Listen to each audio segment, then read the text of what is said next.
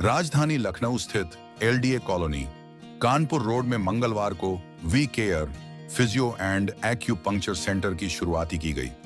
इसका उद्घाटन समाज सेवी श्रीमती नम्रता पाठक ने किया।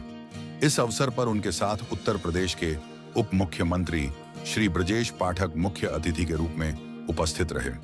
इसके अलावा उद्घाटन कार्यक्रम में doctor Harshvardhan, medical superintendent SGPGI, doctor K Singh, surgeon and PRO KGMIU, doctor Lokendra Gupta, head emergency medicine Medanta, नगर निगम सदन में भाजपा के उपनेता श्री कैशलेंद्र द्विवेदी और आर्य कुल ग्रुप ऑफ कॉलेजेस के Sashakt Singh, Indo American chamber of commerce UP IACC committee के चेयरमैन श्री मुकेश सिंह और आईएसीसी लखनऊ चैप्टर की चेयरमैन रीना सिंह भी उपस्थित रहीं।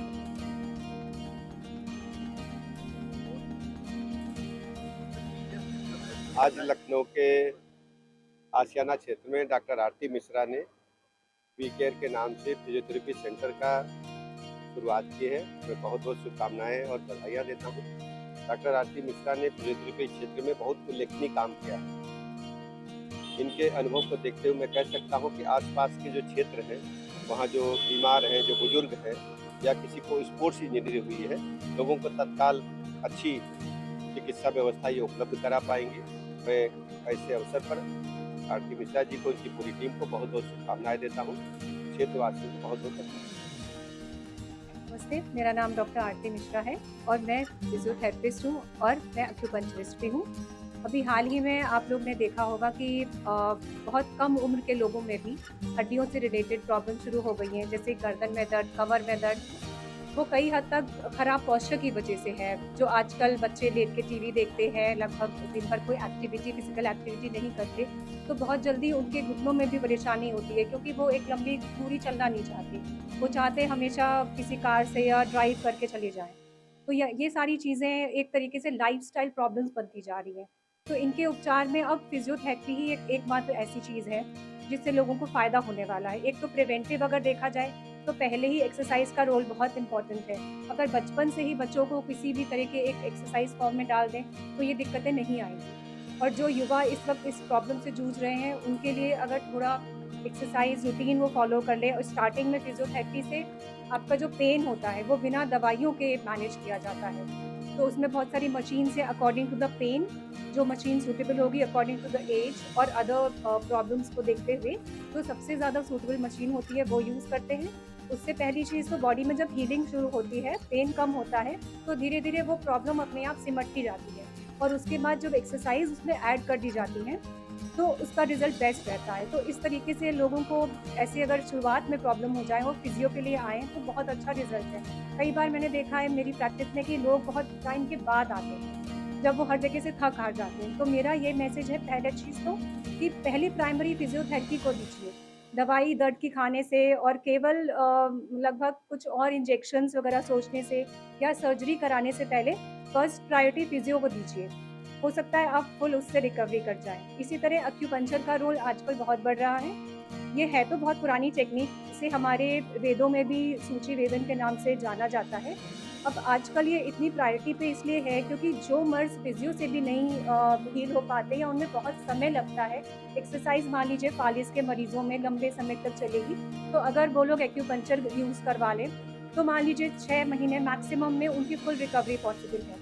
इसी तरह से नी पेन में जो लोग चाहते हैं कि उनका नी रिप्लेसमेंट ना हो, मगर काफ़ी टाइम के बाद फिजियोथेरेपी के लिए आए, वो लोग अगर अपना एक्यूपंक्चर से इलाज करवाएंगे तो नंबर ऑफ सिटिंग्स में भी 30 सिटिंग्स में यूजुअली इतना आराम मिल जाएगा कि वो घर के सब काम कर सकते हैं, सीढ़ियाँ थोड़ी बहुत चढ़ सकते हैं और विद एड ऑन एक्सरसाइज के साथ वो फुली रिकवरेबल हो सकते हैं। तो एक्यूपंक्चर का भी रोल हर एक बीमारी में है जो आपके अंदर है, may be depression, may it be migraine, may it be cervical spondylitis, backache, slip disc, even sciatica में, और जितने भी मेंटल डिसऑर्डर्स हैं, स्लीप डिसऑर्डर्स हैं, उनमें भी ये बहुत अच्छा काम करती है।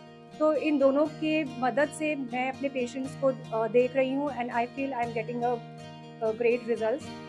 और मैं यही रिकमेंड करूँगी कि प्लीज़ मेरी विजिट करिए क्लिनिक एक बार, और मैं जितना हेल्प कर सकती हूँ आई विल हेल्प।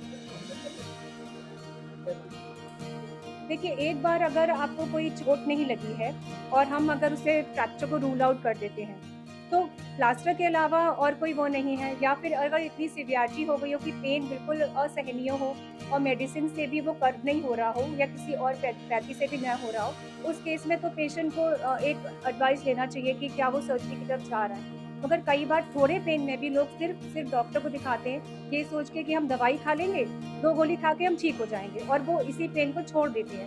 मगर बॉडी की अपनी रिस्पॉन्स तब तक जनरेट नहीं होती, जब तक कि आप मसल्स की इम्बैलेंसेस को ठीक ना करिए। जी, जी, बिल्कुल। बहुत सारे पॉइंट्स ऐसे हैं जो आपके शुगर को भी कंट्रोल कर सकते हैं। मैं ये नहीं कहती कि वो आपकी दवाई बंद कर देंगे, मगर एटलीस्ट आपकी दवाइयाँ एक लिमिट में आके रुक जाएँगी, उससे आगे नहीं बढ़ेंगी, और फिर उसी के साथ ऐड ऑन कर दीजिए एक्सरसाइज़, लाइफ़स्टाइल, तो काफ़ी बेहतर ज़िंदगी गुज़ार सकते हैं। जी, जी, जी। जी। मैं कई स्पोर्ट्स के बच्चों को देख रही हूँ, तो उसमें ये रहता है कि उनकी ट्रेनिंग थोड़ी अलग होती है। जैसे आम तौर पे हम और आप तो आम जनता हुई, जो कि हम लोग एक लाइफ़स्टाइल जी रहे हैं, जो बहुत सेडेंटरी भी नहीं कहेंगे, मिडल कहेंगे। मगर जो स्पोर्ट्स वाले होते हैं, उनकी इंजरीज़ भी तेज़ होती हैं, क्योंकि उनका जो स्पीड होता है एक्टिविटी का, वो ज़्यादा रहता है। तो उसकी वजह से जो उनके इंजरीज़ होते हैं, बहुत हाई लेवल के होते हैं। तो उनमें थोड़ा हमें कॉशियस रहना होता है, क्योंकि हम एक लेवल के बाद हमें उन्हें स्पोर्ट्स में वापस भी लेके आना है, उनको फुली रिहैब करना है। तो उनमें थोड़ा-सा अलग रहता है रोल, मगर उनमें भी काफ़ी रिकवरी हो जाती है।